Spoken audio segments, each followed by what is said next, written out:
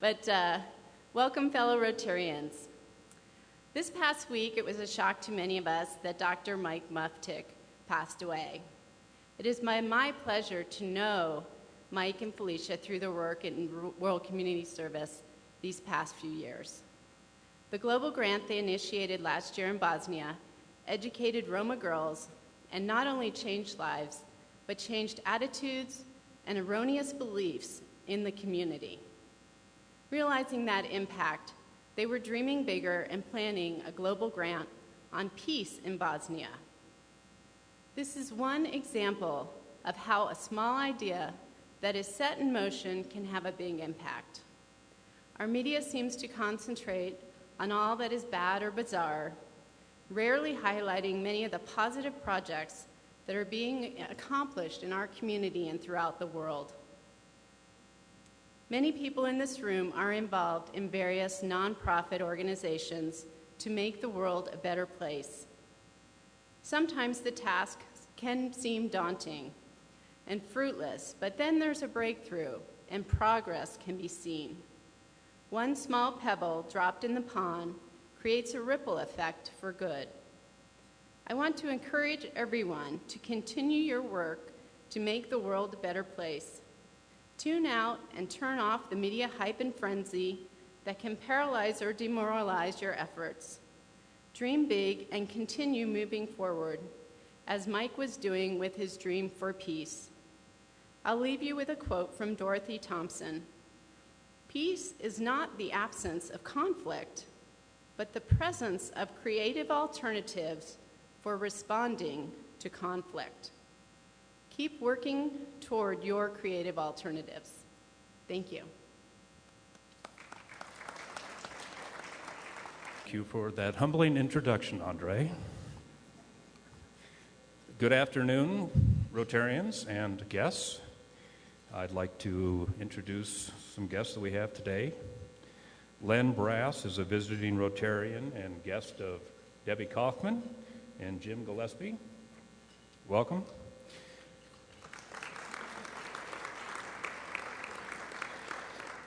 Roy Penny is a guest of Mary Penny. Welcome, Roy. Noreen McGloin is a guest of Peg Johnston. Welcome. June Hopkins is a guest of Valerie Hopkins and her mother.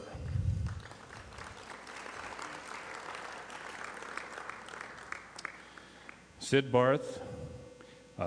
Jim Wilkins brought his daughter, Sid Barth, today. Welcome, Sid.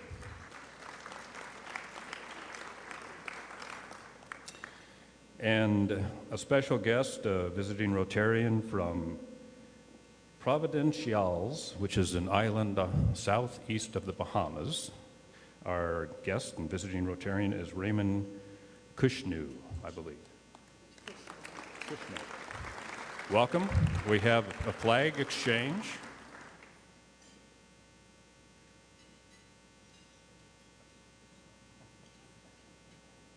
You take our Denver Rotary flag, and we'll take your visiting Rotarian flag.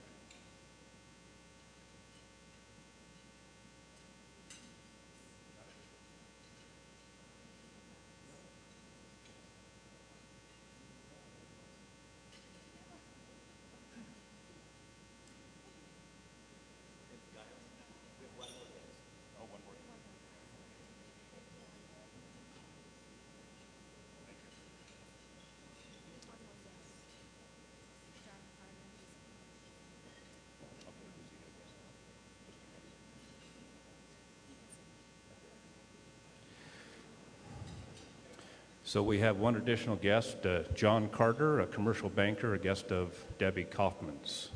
Welcome, John.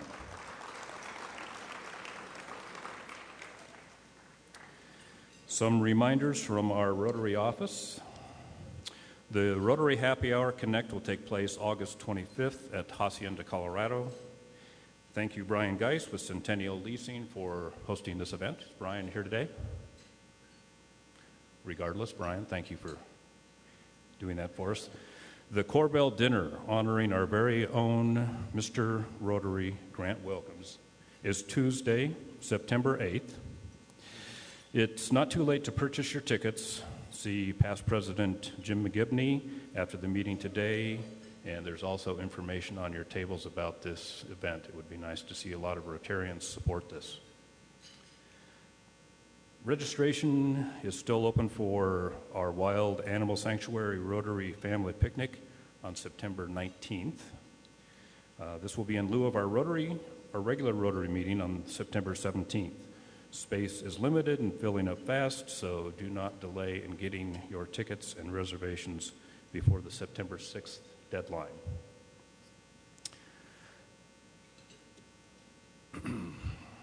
The Rotary family has lost another member, and as most of you heard last week, fellow Rotarian Michael Muftick passed away on Friday after very short illness. A celebration of his life will be held on Saturday, September 12th at 11 a.m. at the Church of Eternal Hills in Tabernash, Colorado. Donations may be given to the Rotary Foundation, care of the Rotary Club of Denver, or the National Sports Center for the Disabled, and designated in memory of Dr. Michael Muftick. Please keep Felicia and her family in your thoughts and prayers. And it's a difficult time for everyone to lose a favored member like Michael. That concludes my report. Back to you, Andre.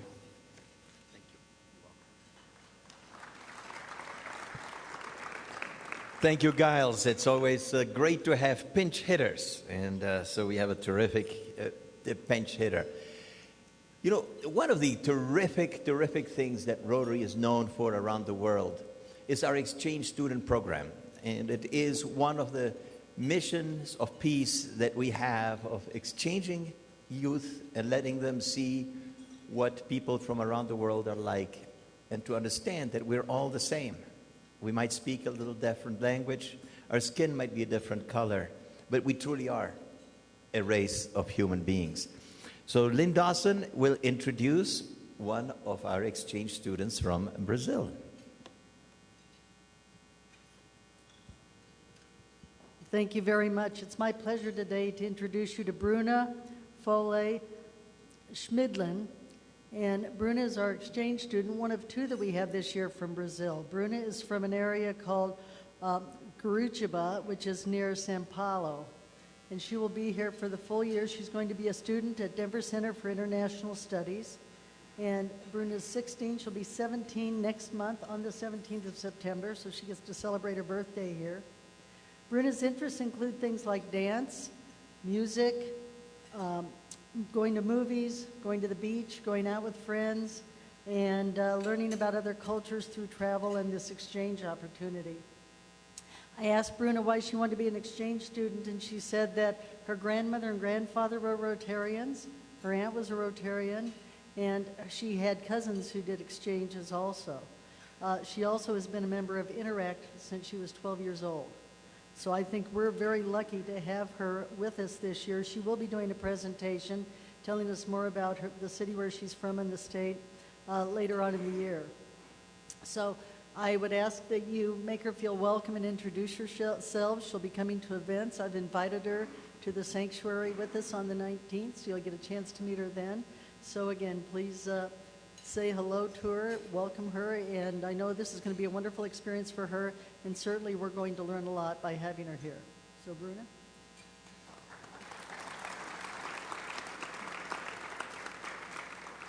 Hello, I'm Bruna. Nice to meet you all. I'm very happy to be here, and thank you so much for having me. I'm really looking forward to this year.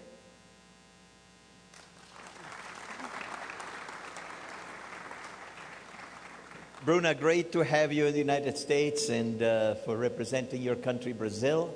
This old and ancient rivalry between Argentina and Brazil. And so it's great to have you with us, and you're an impressive young woman. Joe McLosey is one of our newest members. Denver Kids is now 70 years old, and he is sponsoring our newest member. Our newest member goes by the name of Michelle Maldonado, and she is in charge of giving at Denver Kids. So here to introduce herself, please welcome Michelle. Hello, I'm very excited to be joining Rotary today because I have been around Rotary for the last 6 years since I joined Denver Kids. So I feel like I know a lot of you and I've been to a lot of meetings, so now it's official. Yay! So at my time at Denver Kids, I'm now the Director of Grants, Foundation Partnerships, and Donor Relations. And during my time, I've helped the organization grow from $1 million to $3 million in revenue. We have goals to double that, go to over $6 million in the coming years. I'm a native of Denver, and I'm a graduate of Denver Public Schools. I went to West High School in the Denver Center for International Studies. See Dr. Luce over there. I'm very passionate about the work of Denver Kids because of my time in DPS. I'm very excited about all the work we do to help Denver Public School students succeed. Prior to Denver Kids, I worked in Washington, D.C. for 5 years at an organization called Health Volunteers Overseas, and we did teaching and training in developing countries to improve healthcare. Besides that, I am a graduate of the University of Denver. I have a bachelor's in international business. I have a master's from American University in International Affairs. On my downtime, I love hiking. Got 2 14ers under my belt. I love dancing, sand volleyball, reading, and international travel. So if I'm ever in the country for too long, I get a little anxious and just start planning 5 trips at once. Next one is Spain. And I'm just really excited to be here and am looking forward to figuring out where I fit in best. So thank you.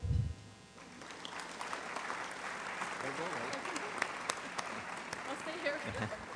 Michelle, this Saturday at 7:30, several Rotary Club presidents from the Colorado area, we're going to hike to a new peak we're trying to rename, and it's going to Rotary Peak. So maybe you can get another 14er under your belt if you come and join us. Joining Rotary is a great organization that has worldwide reach. You understand the importance of worldwide reach from your past experience. But we also do a lot of humanitarian work, and we're looking forward to your great contributions. A lot of information here. Your pin is there. Wear it with pride, and welcome to the club. It's great to have you with us.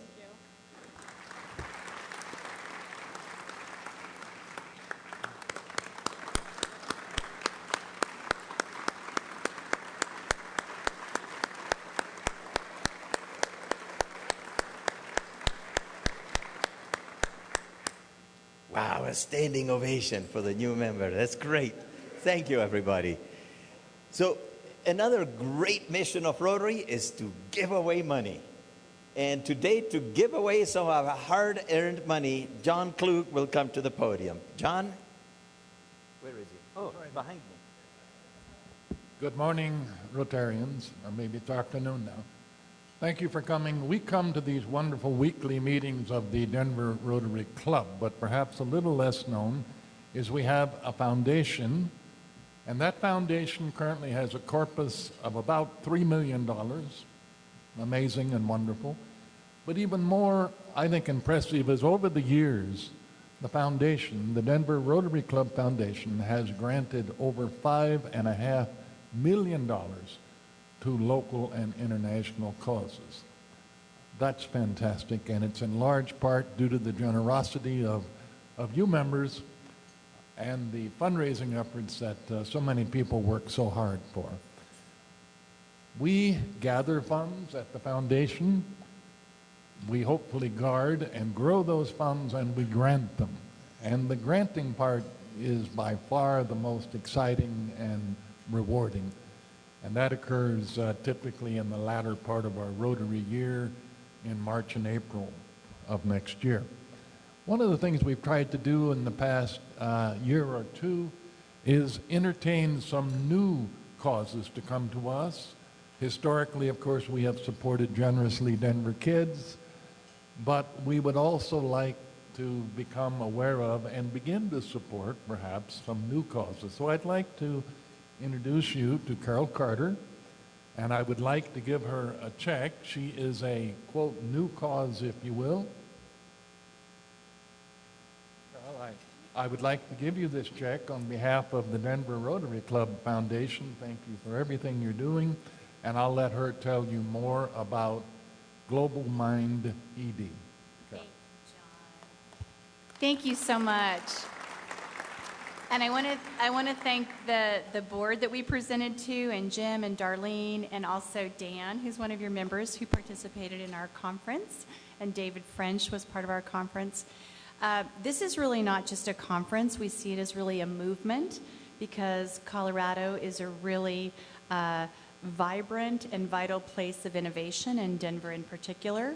And so our notion with this movement is to bring some of the best minds and the best talent from around the world, not just in K-12, not just people at colleges, but also from people who are doing innovative things in STEM, educational technology, the global workplace. We were very, very blessed. In addition to Rotary's support, we had Microsoft, Google, Hewlett-Packard, Intel, Lockheed Martin, Ball Aerospace, a lot of people who understand that for us to be competitive with the rest of the world, we really need to bring rich experiences to the people who are teaching our students and who are working with them at the college level.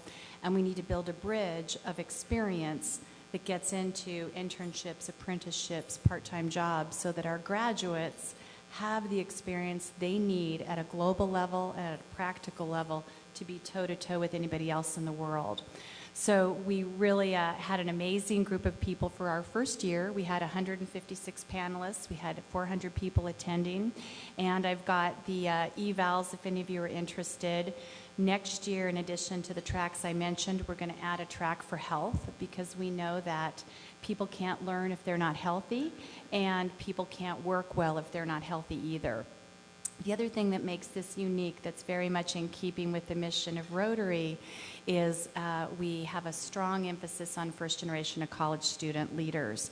So we had about 50-some first-generation of college student leaders. We did a design thinking competition for them, and we had them reimagine education for lifelong learning and professional success, and they presented that to the entire group of people, the attendees at the conference. So that's our movement, and we look forward to working with you, because cities like Austin have South by Southwest, Phoenix has had the ASU GSV Summit, and we see this as a really great way to do collective impact with Rotary and a lot of the really key stakeholders here in Colorado, so that we can recruit the best talent nationally and internationally to be part of our movement and really do our part to help young people have the advantages that they richly deserve. I want to also introduce our intern, Saleh. She's here from Russia and Kazakhstan, and she's part of a team of volunteers. We were 100% volunteer this year to do this conference, and we're just very grateful for your support.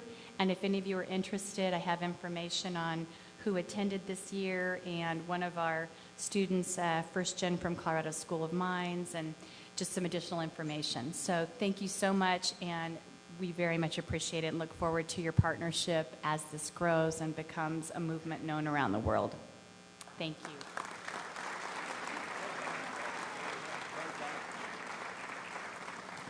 Isn't that fascinating?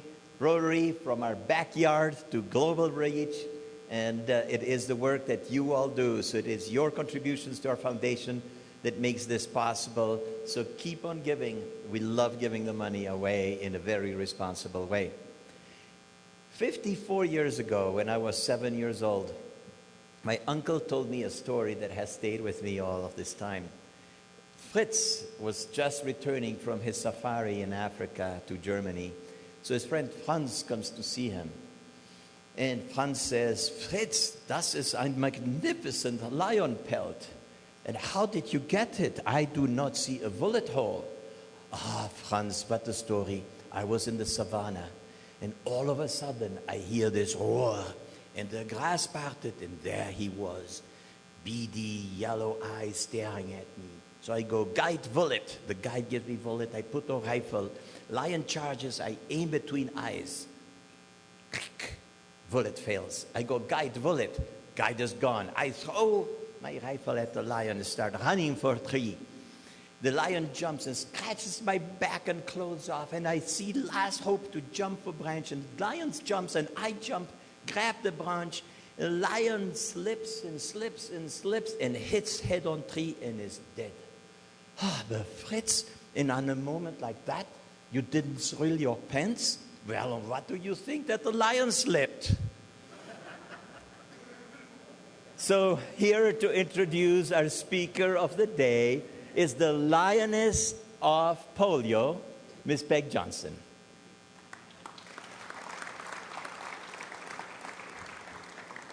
Thank you. Two things you need to do today if you are excited about what you are about to hear. One is sign up for our visit to the sanctuary on the 19th of September, which has been mentioned before. And secondly, on your table you will find a red bucket. Our fees are all going to be waived when we go up to the sanctuary on the 19th.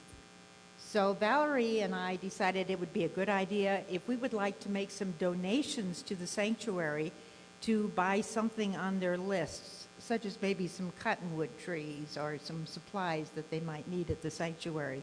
So after the talk is over, think about it, and if you'd like to make a donation, we would love to have it. Now I'm thrilled to introduce our speaker, Pat Craig. Pat is the founder and executive director of the Wild Animal Sanctuary in Keensburg, Colorado. And from the website, it says after learning that thousands of surplus animals were being kept in tiny cages in the back of zoos, Pat set out to save some of these animals by building a small rescue facility on his family farm.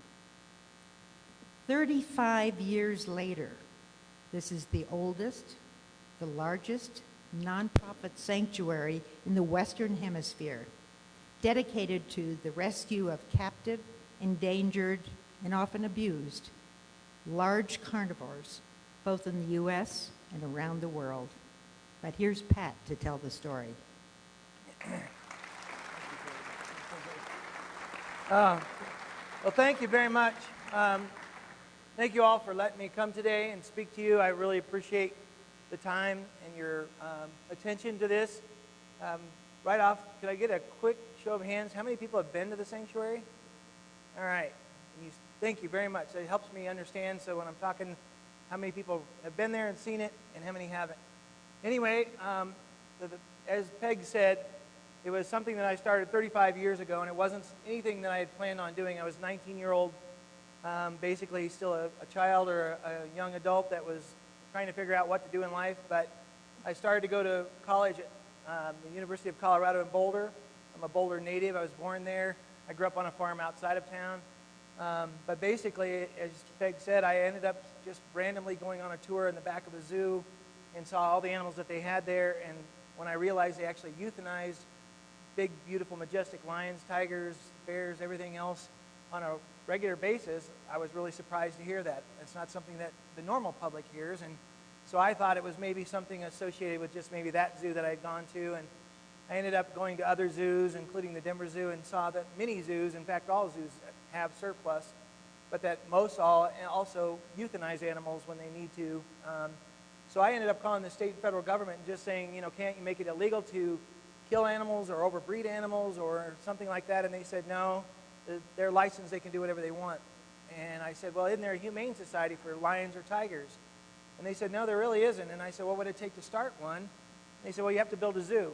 And I said, well, I'm 19, I don't have any money to build a zoo, and I don't want to build a zoo, but I do want to help. And so they said, well, you could build a facility like a zoo, but it wouldn't be open to the public. You would just build it, and then you could take the animals in. So I was very fortunate. My parents still had the family farm, the land, and the buildings, so I was able to build a small facility, get it licensed. And I sent a letter to every zoo in the country once I was licensed as a zoo and said, I know y'all have a lot of surplus, but maybe I can help if you're going to euthanize something. Maybe I could help that animal. And I thought I'd get a moderate response of maybe a dozen animals or so. And I got over 300 letters in the first month that I was doing it.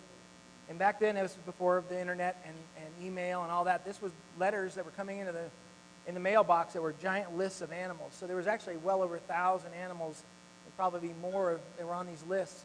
So I was actually pretty overwhelmed at first and thought, oh my gosh, I'm not even going to be able to make a difference to these animals. But then I thought, well, saving one's better than none, and maybe two's better than one. I'll just do what I can, and hopefully somebody else will start a sanctuary for these animals. So I did start the very first sanctuary in the country 35 years ago. It was right outside of Boulder. And as most people know today, there's still a lot of people in the country that don't know that the sanctuary exists, and even here in Colorado. And the biggest reason is we were closed for 22 years. We weren't open to the public. And so just anything that you may have heard in the recent 10 or 15 years was because we finally opened up and were able to accommodate visitors. But anyway, this is a motto that we go by at the sanctuary where we do see the difference we make. And you'll see as I make this presentation, I'm going to move kind of quickly because we have a limited amount of time, but basically these animals don't even know, for the most part, that they're lions and tigers. These aren't animals that were born in the wild. These were animals that were born in captivity. Most of them had no idea that they're even a lion or tiger because they were sold to somebody as a pet. And I know that everybody in this room is obviously smart enough, I want to say, I guess, to not have a lion as a pet. I don't think anybody have a lion as a pet in their house? I don't think so. But believe it or not, there's thousands of people around the country that get a lion, a tiger, a bear. I had a gentleman show up yesterday with a ring-tailed lemur that lives here in Colorado that's had it for 2 years. It's illegal. And he had it as a pet, and now it was finally getting old enough and mature enough that it didn't want to do whatever he wanted it to do, so he was ready to get rid of it, and he brought it to us. So there's people all over the country that have these kinds of animals. So the sanctuary's always been, we started by rescuing animals in zoos, but we pretty quickly had to change our mission to then taking in animals from the private sector, because a lot of these animals ended up outside of the zoo system, and then people started to breed them. And so we started to get lots of contacts from law enforcement agencies that needed these animals to be rescued because they found them in somebody's apartment or garage or basement. So today the sanctuary is a 720-acre facility, and basically we take in all the large carnivores from all over the United States. We started in 1980, and then now we do mostly carnivores. We do have, for those who have been out there, some alpacas, a camel, and an ostrich, but we have over 400 lions, tigers, bears, wolves, leopards, mountain lions. So these are just some facts about the organization. We are a 501c3. We are licensed both state and federally. This was something that I started just because I knew there was a need, and then eventually people started to volunteer and come out to the sanctuary. So here's a good example. This isn't even an accurate list, but this will give you an idea of how many animals we have there. Hopefully you can see the list. But we have over 145 bears total. 116 of those are black bears. We have over 30, quite about, I think, 35 grizzly bears there. We even have Kodiak grizzly bears. But you can see we have lions, tigers, leopards, mountain lions. And all these animals, when we first started to rescue them, the one thing that was important was to realize that I didn't want to just take them from cage and then put them into another cage, because it didn't seem like I was doing anything other than saving their life. So as I started to go around the country, these are all the states that we've been to so far to rescue animals. One thing that we realized was we wanted them to have a good quality of life. And for those of you that have been to the sanctuary, you've seen what we have. Hopefully most of you are going to come on the trip out to the sanctuary to see it. But eventually I started in Colorado and then branched out all over the United States, going from state to state to get different animals. And this map will show you that it's not any one area that's the same, that's concentrated. So there's lions and tigers and leopards and mountain lions and bears in every state, and it's not just a Colorado problem or a California. So this is just a map that shows the animals that are at the sanctuary today and where they came from. If I was to put all the animals that we've had over the last 35 years, it would actually cover that map and you wouldn't even be able to see it. Now we actually go internationally, because this was an American problem that was right in the United States for so many years, where people could get these privately and try to have one as a pet. And now we start to see this problem in all the other countries. We're going to Canada and Mexico and down into South America. We've been to many different countries there, and we're going to continue going to a lot of different countries.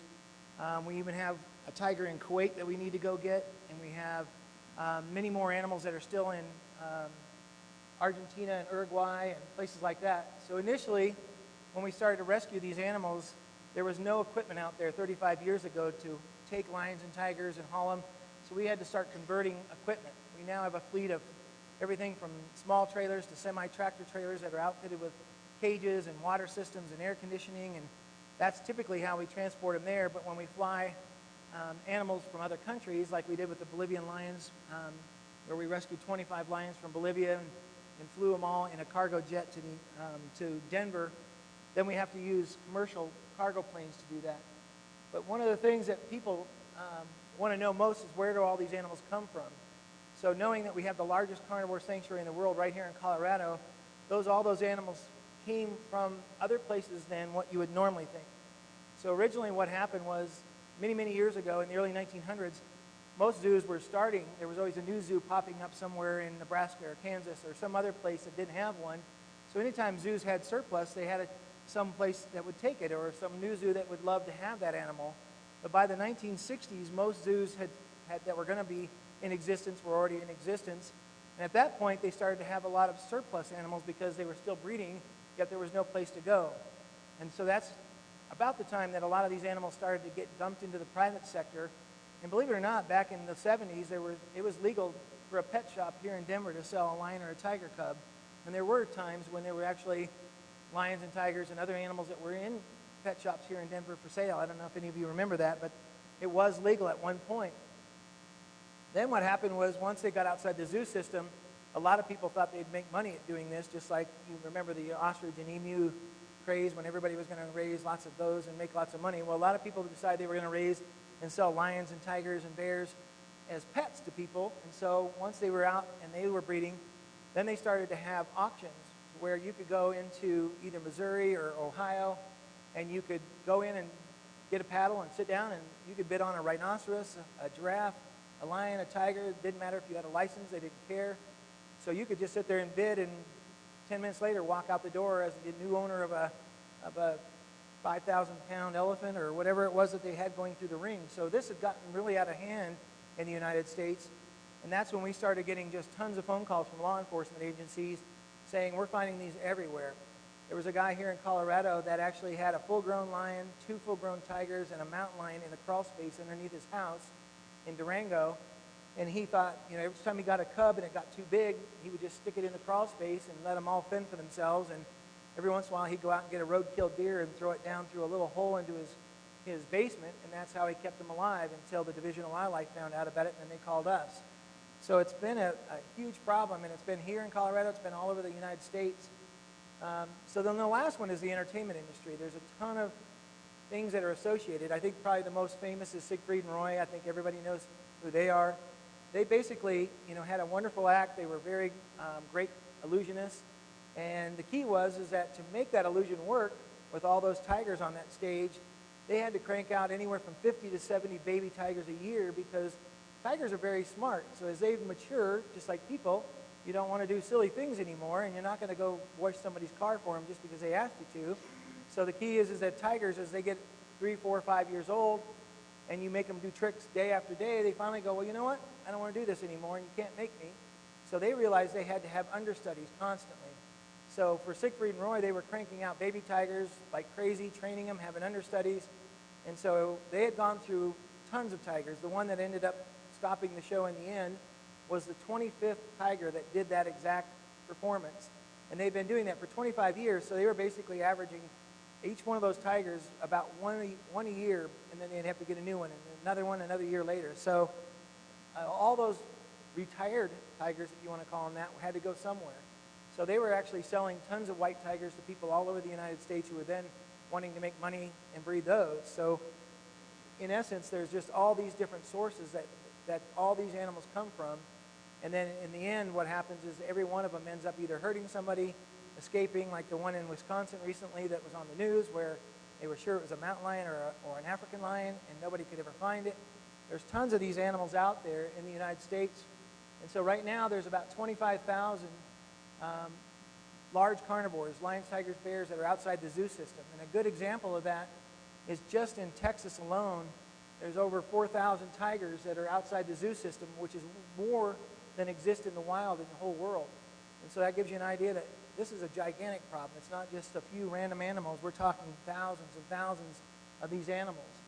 So you can go on the internet, even though it's illegal to sell endangered species like a tiger or a leopard, if you type it around and look for a while, you're going to end up finding somebody who's going to sell those. It's obviously illegal, but the Fish and Wildlife doesn't have enough people to follow all the leads. We get emails all the time where there's a Craigslist ad for a lion or a tiger or something, and then by the time that we go to look at it, it's already been pulled down by somebody who reported it. But anyway, it's really the second or the third largest source of illegal money in the world, next to guns and drugs, is exotic animal trade. And it's a very big problem, even with the hunting that went on recently with the lion that was killed in Africa illegally like that. So the Humane Society of the United States is also fighting this battle. And right now, one of the big states that's a big problem is in Texas. They have hunting ranches like crazy. And so you can go down, a person can pay, $5,000, $10,000 and go down and shoot anything they want. And this would be a captive-raised lion, tiger, rhinoceros, elephant, whatever they want to do. They'll go down to these ranches, and this is an animal that was raised by people, and then they just march it out into a field, and then they let the person shoot it. And that's how they feel like that's a very good business. And we're talking millions and millions of dollars every year. So anyway, the big thing that we work with is the USDA and all the other agencies that are out there don't have enough funding or enough inspectors to go around and find all these animals. So we're constantly having to work with anybody and everybody, from the local law enforcement to anybody that can fight this battle. Right now, the biggest thing is trying to get enough laws passed. So the United States, you can see this map, there's still 5 states in the United States that don't have any laws whatsoever, so you can actually go out and have a lion or tiger in your backyard and walk it down the street or take it to PetSmart if you want. And so even in the states that do have laws, their laws vary on how strict it is, but we keep having to be the ones who take those animals in the end. So no matter whether they got it for a pet, or they were trying to breed it, or they were doing something illegal, they end up calling the Wild Animal Sanctuary. So this is a tiger. This is the guy that was in Durango, and this is down in his basement. The tiger has been tranquilized, and then this is a Division of Wildlife officer and myself standing there. And like I said, the guy bought a lion as a cub and as a novelty. He thought it was great. By the time it was 4 months old, it was tearing up his house. So his wife said, "You got to get rid of that lion." So he said, "Well, I don't have anything to build a cage with. I'll stick it in the basement right now." And it wasn't really a basement. It was a crawl space underneath his house. There was one area where you could stand, and the rest of it was only about 3 feet high. And so he put the lion down there. When he thought, well, I'll get a tiger because those are nicer. I heard the better. So he got 2 tiger cubs. And when those got 4 months old and started tearing up his house, his wife said, "You got to get rid of those tigers too." So he put those in the basement. And he said, well, a mountain lion's got to be better because they're not near as big. So he got a mountain lion cub. And 3 or 4 months later, the mountain lion cub's running around off the ceiling and tearing the drapes off. And his wife said, "You got to get rid of that one." So he threw it down in his crawl space again. And so that wasn't about the time that we finally, the Division of Wildlife heard about this, called us. And so we had to go in there, and there was no stairway into this crawl space or basement. He had just cut a hole in the wall and put a steel grate over it so that he could throw deer through the grate and keep these animals alive. And so we actually had, I didn't want to stick my head through the grate because obviously they thought that was the food source. And we had to actually make a hole on the other side of the foundation to where we could actually tranquilize the animals and then crawl in there to get them. And so this is a great example of how people do this even here in Colorado. So there's over 25,000 large carnivores outside the United States. There's definitely different sources from the entertainment industry we talked about, but also, I don't know if you've been to some of the resorts now in Mexico. One of the biggest things that's happening now is they have baby lions and tigers at almost every resort that you go to where you can pay money to take a picture with one. Well, those babies aren't very nice. Once they get about 4 months old, they can tear you up. So they basically crank through babies, and they'll end up going through 6 or 8 or 10 litters a year of babies, and then all those babies get sold to somebody to try and have it as a pet. And so it's a real big problem, and you could definitely understand that it's dangerous. There's people that get killed all the time. There's plenty of kids in Texas that it used to be legal. You could have a tiger in your backyard in Houston or Dallas or Fort Worth or anywhere, and so obviously there was a lot of children that ended up getting hurt and injured. But one of the things that's more disturbing than anything is 35 years ago when somebody got one illegally, and then they said, "Oh, well, wait a minute, this isn't working out." They would call the zoo and say, "Hey, I've got a lion cub or a tiger cub, and I made a mistake, and can you please take that for me?" And they wanted to be responsible. Today, most people just take it out in the woods and turn it loose, and that's probably where that lion or whatever it is in Wisconsin came from. Somebody realized that it wasn't working out anymore, and they thought, well, let's just go turn it loose in the woods.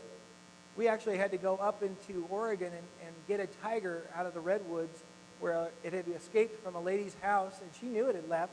She didn't really care, and it was out there, so you could imagine if you were going to go there on a family vacation and show your family the redwoods, and a tiger comes trotting by and decides to chase your mother-in-law or whoever. Anyway, so this is the big problem. Obviously, this is a really adorable little cub, and anybody would love to hold this little cub. But we all know that it's going to grow up, and it's going to be this when he grows up. And so we all make that rational choice. So it's only a tiny fraction of the population that somehow thinks that they're going to be able to deal with that as it gets that big, and that's where the problem comes in.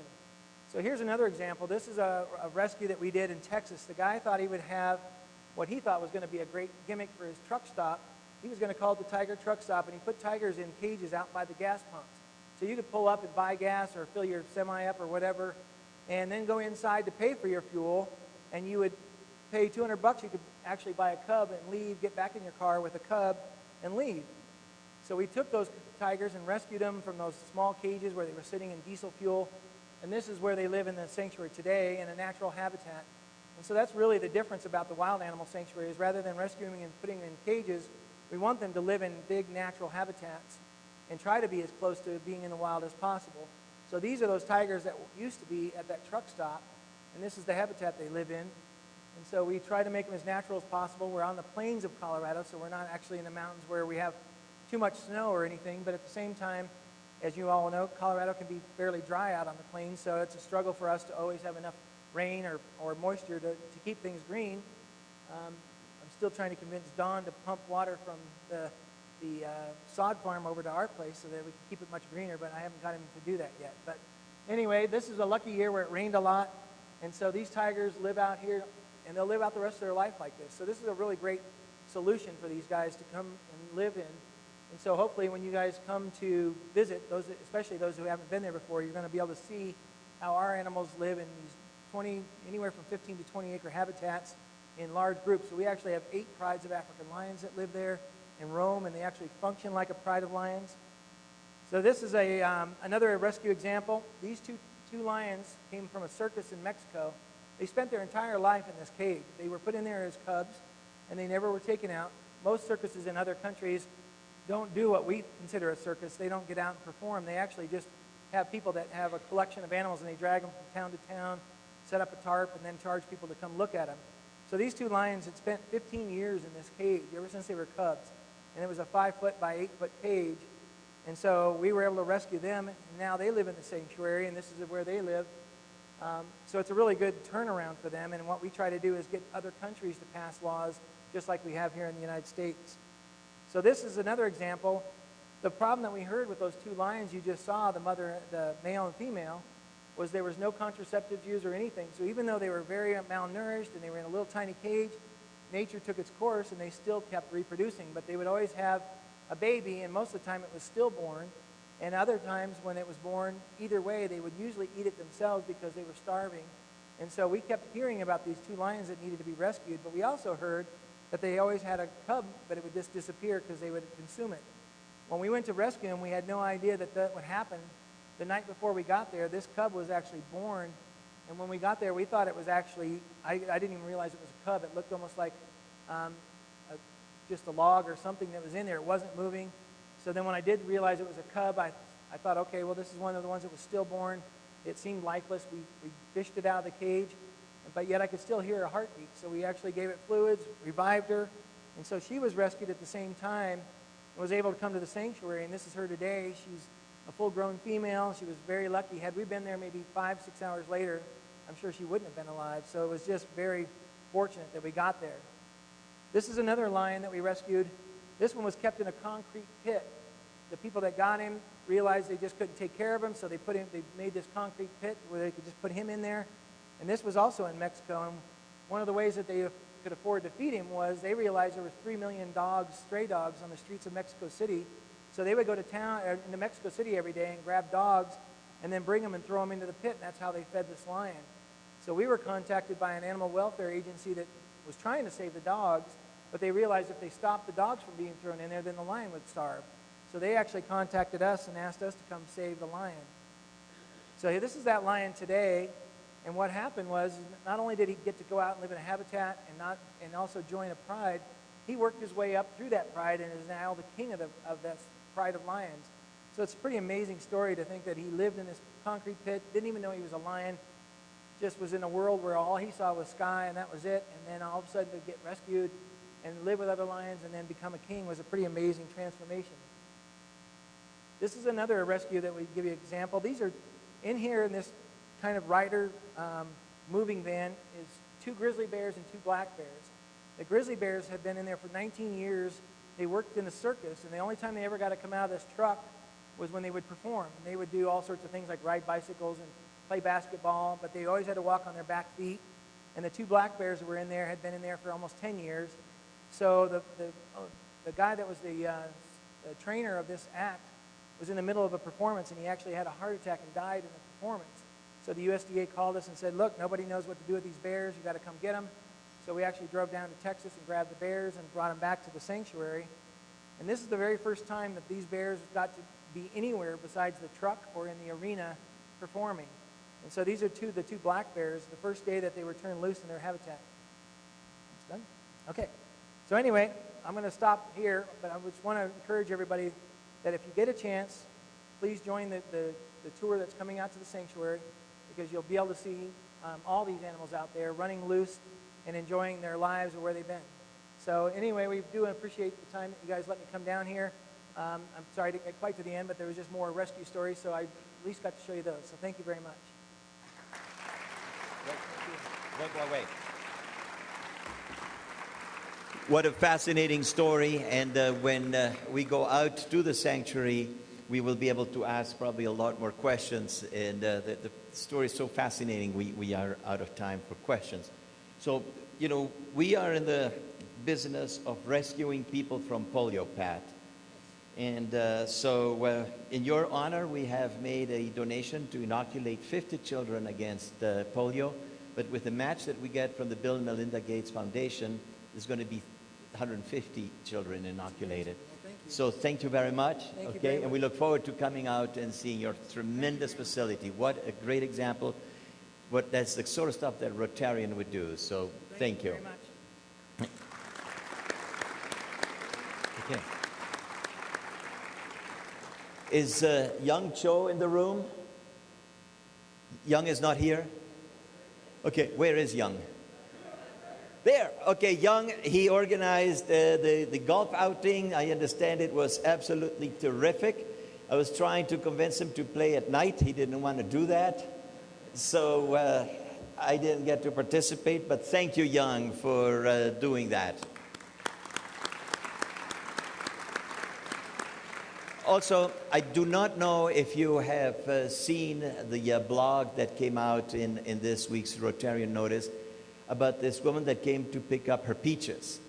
And she told the story about how she's not a Rotarian, but how from the moment that she was greeted, we used her name, and how the person that greeted her and walked next to the car and helped put the peaches in the car told her about the mission of Rotary and how her contribution by purchasing the peaches was helping us really stop or help kids not be dropouts from school. So my question is, for a bottle of wine, okay, and somebody would make noise, okay, so that one answer, but who was the person that did that? Okay, who said Mark over there? The first one, who was it? Okay, so you got the bottle, Brian, is Mark Donovan. What an example of a tremendous Rotarian. She wrote a blog about that.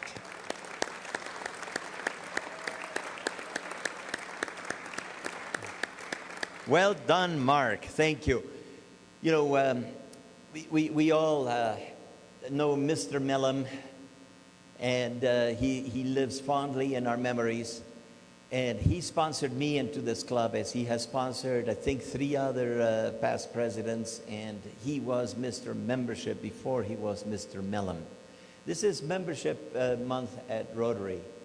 In memory of Mike, let's really make an effort to push for membership this month, and let's get out there and push for it. Please help us do that. The world we live in is a violent place, and there is violence between countries, there's violence in our schools, and sometimes there's violence in our homes. Next week, we're going to hear a very relevant message, and it is how to have a more peaceful world. And it's going to be the communications director from the Anti-Defamation League. We had to replace the speaker that could not make it, and I think that our programs committee has done a tremendous job of getting us a replacement. So come in here and let's hear about how to live in a more peaceful world. In closing, in our four-way test, there's two things that we can carry with us to our grave. That is our name and our reputation. Everything else stays behind. But our name is something that we carry on all our lives. And our reputation is the one thing we can impact. And we impact our reputation with one thing, that is it the truth? Do you always tell the truth? So as you walk out today, keep thinking about telling the truth and keeping your reputation to be as strong as it can. Thanks for being here today. Look forward to seeing you next Thursday.